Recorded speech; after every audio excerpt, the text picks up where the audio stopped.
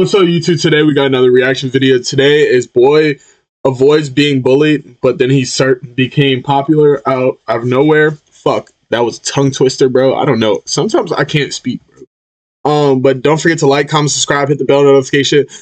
Check in for more weekly uploads. And let's get into it. Don't forget to subscribe, hit the bell notification again, like the video, and join the fam. Movie begins with the introduction of Sid, who is a high school senior student. He's an unpopular guy at school, and he wants to stay that way. Hold on, chat. I'm going to get a water.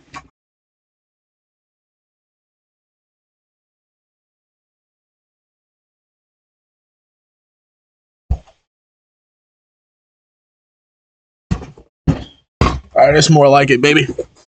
Let's get into it. So he can spend his days there without any trouble. For this, he's come up with 3 rules, and the first one is about staying as silent as possible, because silence never leads a person to problems. His second rule is to avoid standing out and seeking the spotlight in school. So he takes on low-key roles like helping out at hockey games, being a backup in school plays, and participating in the annual video game team.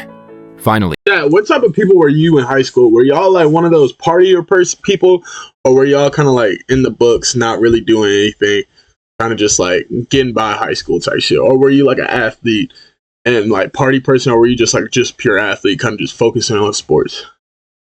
his third rule is to stay away. I was like, I'm not gonna lie to you, I was like in high school, I was like a party athlete guy. Like I was good in sports, like, but then I like to go out, so I ain't gonna lie to you. I was out there. It was either I was in the gym or I was hanging out with people. I'm not gonna lie. From the school's infamous bully named Chuck. Chuck is a troublemaker who beats anyone who gets on his nerves, and he records these violent encounters for his YouTube channel. There was even an incident where he almost killed someone, but due to his wealthy father, he managed to escape legal consequences. Later on, we see a guy named Jim, who is Sid's best friend. Jim dreams of becoming a social media star, and he disagrees with Sid's way of life and the rules he's established for himself. While they're chatting, Sid sees a beautiful girl named Tiff, whom he's had a crush on for ages. He recalls that the last time— I ain't gonna lie to you. Why in like these older movies, I'm guessing this is an old movie, like the girls that are supposed to be like the baddies, like they always just look like mid. Nowadays, you see like the girls that are baddies, you'd be like, there's no way that girl is trying to portray an 18-year-old. That girl looks like she's straight 32, banger body. He talked to her was when they were both 8 years old and dancing on the ice. Now he's hesitant to confess his feelings because she's dating Chuck. Afterward, Sid and Jim are strolling through the garden when their third friend, Luna, arrives. It's apparent that Jim and Luna have feelings for each other, but they deny it and often fight with each other. I ain't gonna lie, Luna look like a nigga, bro. After school, Sid arrives home to find both of his mothers waiting for him. They inform him that he's received a letter from the school, and they are aware that the homecoming party is approaching. Sid says that he does not want to go, but his mother tells him it's a memorable experience he'll cherish as he grows older. I will say one thing. I'm gonna speed this up a little bit because all he's doing is talking. It's not actual movie. But go to your homecomings and go to your proms. I didn't go to prom my senior or sophomore year. No, prom. I didn't go to prom my senior or junior year. One, I had a tour for my senior year at a college, but like a recruitment tour. So like, I couldn't. But my junior year was also COVID, so like they had it like outside. I was like, I'm not going with anybody. I'm not fucking with that type shit. And I didn't go to homecoming.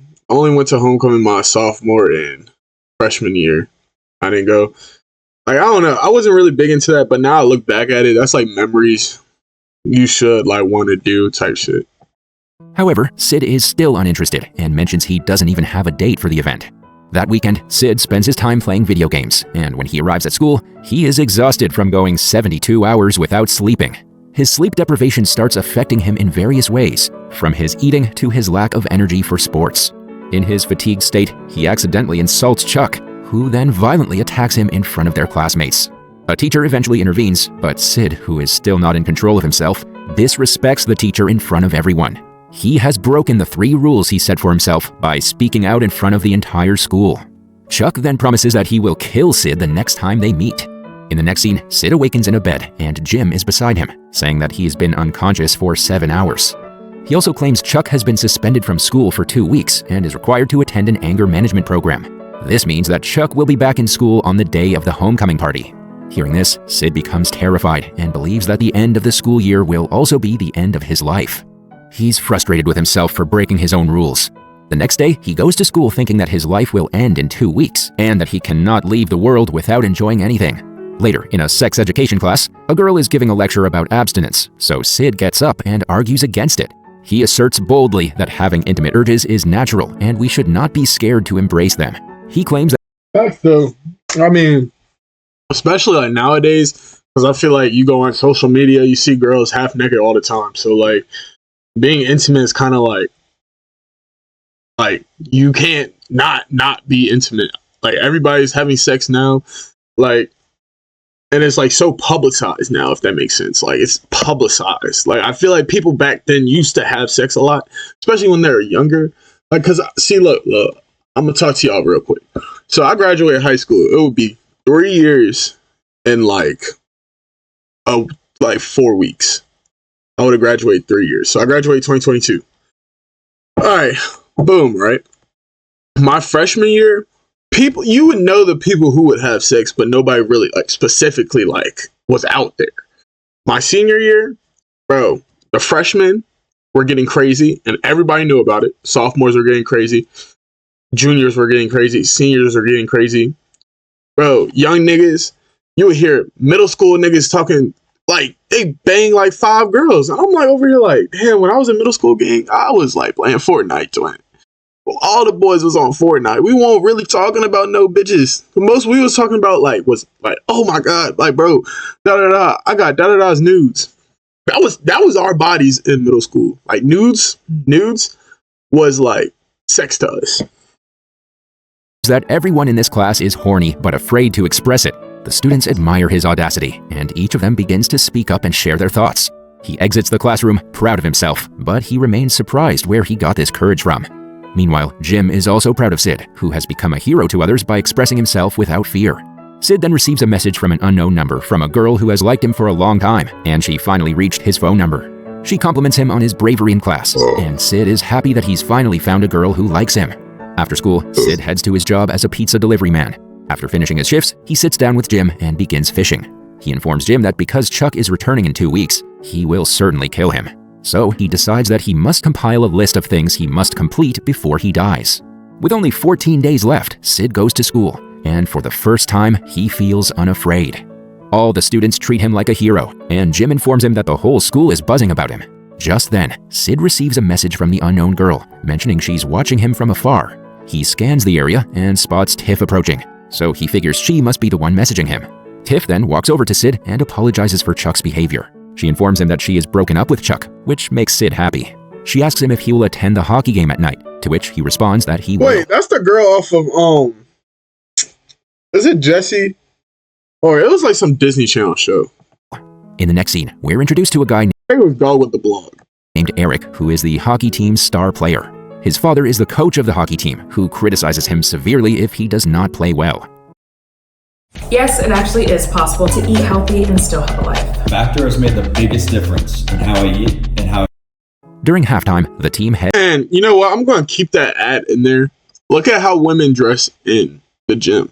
Like they have short shorts on.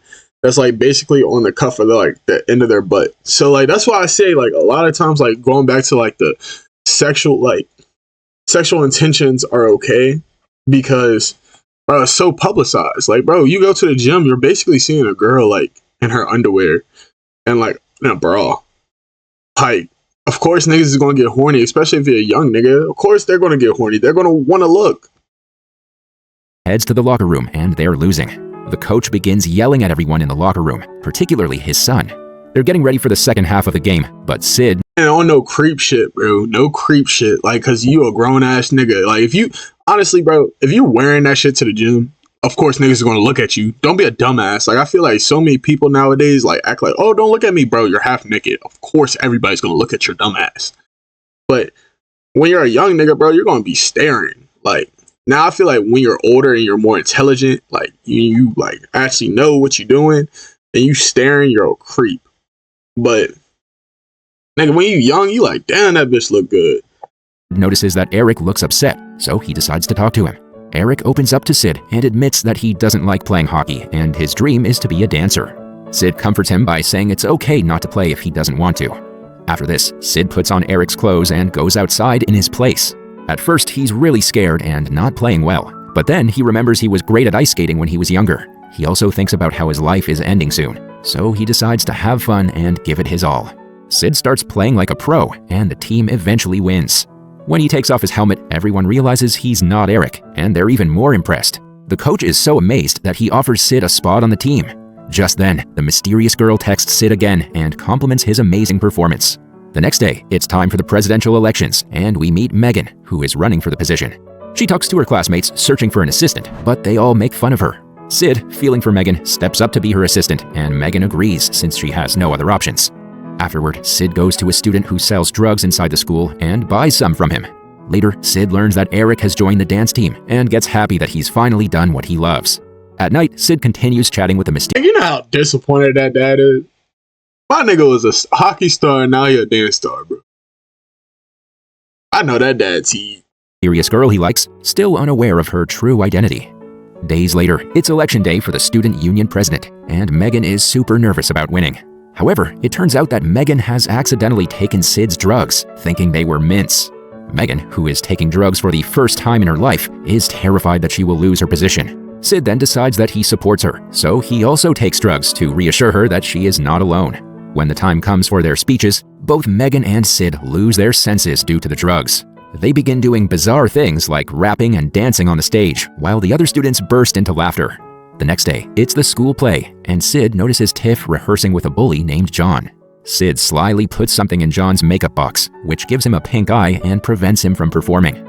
As a result, Sid is offered the role and happily performs alongside Tiff. After the show, Sid takes the chance to ask Tiff out to a party. In the next scene, Sid, Jim, and Luna arrive at Tiff's house to pick her up. Jim and Luna are still arguing like they always do, while Sid excitedly greets Tiff. Together, they all head to the party at a classmate's house. There, Sid and Tiff have a great time, enjoying each other's company. However, I guarantee that nigga Chuck gonna be there, bro, and that nigga gonna be scared. Out of nowhere, Chuck shows up, demanding to know why Tiff hasn't been answering his calls. It turns out he was allowed to leave his anger management class a week early. Chuck tries to take Tiff away, but Sid steps in and holds her hand. Chuck gets angry and threatens Sid, saying he's going to kill him. But suddenly, Chuck's car catches fire, so he rushes to put out the fire. Meanwhile, Sid and Tiff escape from there and arrive at a forest where he makes a move to kiss her. However, Tiff hesitates and tells him she doesn't have romantic feelings for him. She confesses that she's still in love with Chuck and apologizes to Sid for misleading him. Sid is left shocked because he thought Tiff was the mysterious person texting him. However, Tiff clarifies that she doesn't even have his number. Heartbroken, Sid heads back home with Jim and Luna. The next day, Sid asks the mysterious girl to meet him, but she refuses. It's not the girl, it's the nigga. Guaranteed, because that nigga look fruity. Saying she's not as brave as him. He then gets up and tells his friends that they should log off and explore life beyond the computer screen. He reminds them that there's more to life than video games, and they are impressed. Just as he receives a text from the mysterious girl, he notices a girl in the room holding a phone and giggling. He realizes she's the one and tries to talk to her, but she runs away. He eventually catches up to her, and the girl introduces herself as Katie. Although she's a bit embarrassed, Sid is thrilled and asks her out on a If her name's Katie, get out the fucking door, bro. Toxic. Date. After school, Sid and Katie go on a date and quickly grow fond of each other. In a short time, they share a kiss and decide to start a relationship. One day, while Jim is outside walking his dog, he spots Chuck and his friends in a car. They offer him a ride and suggest filming a video together. Jim has always dreamed of Oh yeah, I was wrong. They want the nigga. He just look good. Being famous, so he agrees without giving it much thought. The following day, Sid arrives at school and is shocked to find that all the students are mad at him. One of them shows him a video where it's revealed that Jim got drunk and spilled all of Sid's secrets. In the video, Jim claims that Sid made a list of his last wishes and even took drugs. He admits that Sid gave John pink eye and caused him to drop out of the role at the last minute. He also discusses how Sid wants to get laid and is dating someone else after Tiff rejected him. As a result,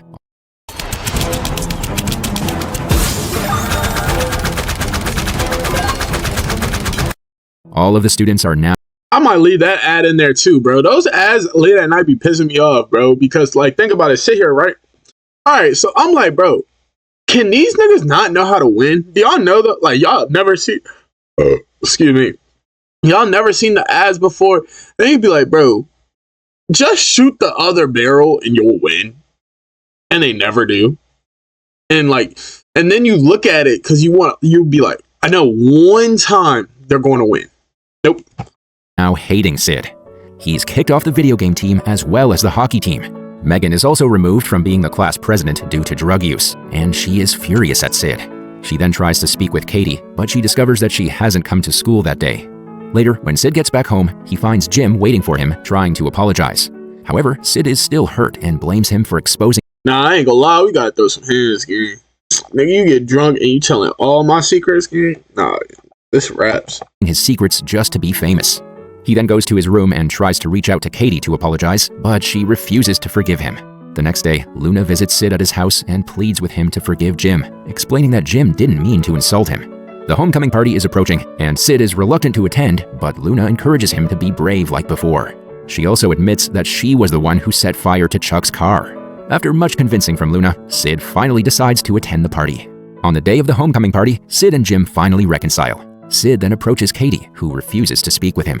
Still, Sid apologizes, explaining that he never meant to hurt her and confessing that she is the only girl. Nah, no, real weird shit. Bro, I'm telling you, girls like Katie, on some real shit. Girls that, she kind of looked like she just need a nigga to teach her how to like dress and look. But those girls, I'm telling you, there was this one girl in high school. She was like exactly like her. Kind of looked emo and kind of like, it's not my type, gang. Like, she kind of looked weird. Now, but I'm telling you, it literally took her like going to college and joining a sorority for her to like be like, bro, that bitch is top tier now. Bro. She's top tier. He's ever loved. Realizing that Chuck, she was one of, okay, boom. In high school, she was one of those girls that you just passed by and you was like, who the fuck is that? And then you look at her on Instagram now, you're like, damn, I want to hit that. Could kill him at any moment. He says goodbye and walks away. Later, Chuck arrives at the party and violently attacks Sid, causing him to lose consciousness. After some time, Sid wakes up in the hospital with Jim at his side. Jim shares that he too was attacked and starts telling what happened after Sid lost consciousness. In a flashback, we see that Jim also attacked Chuck to defend his friend, and then Luna joined in as well. After this, Eric began beating his father and stating his dream to be a dancer. The party descended into chaos as different groups began fighting with each other. After this, Sid leaves the room and finds the hospital full of the rest of the students. Meanwhile, we see that Jim and Luna have finally expressed their feelings and are dating now. Chuck has terrible injuries as well, and he is arrested for what he did. The rest of the students are all relieved that Sid is still alive after all the beatings, but he ignores everyone else and goes to Katie, asking her to forget everything that happened and start afresh. She agrees, and the two begin to dance together in the hospital hallway as the movie comes to an end. What the hell was the ending? That was not the expected ending that I thought it was going to have. That shit was stupid as hell. Tell me your thoughts and comments about the movie. That was probably a movie that I'm glad I watched it in 13 minutes instead of an hour and a half of my life. But tell me your thoughts and comments. Don't forget to like, comment, subscribe, hit the bell notification. Looking for my boy, he got his ass beat. He kind of looked like me right now, but I fell on cement. I didn't get my ass beat. But yeah, don't forget to put God first and love your family. Peace, y'all.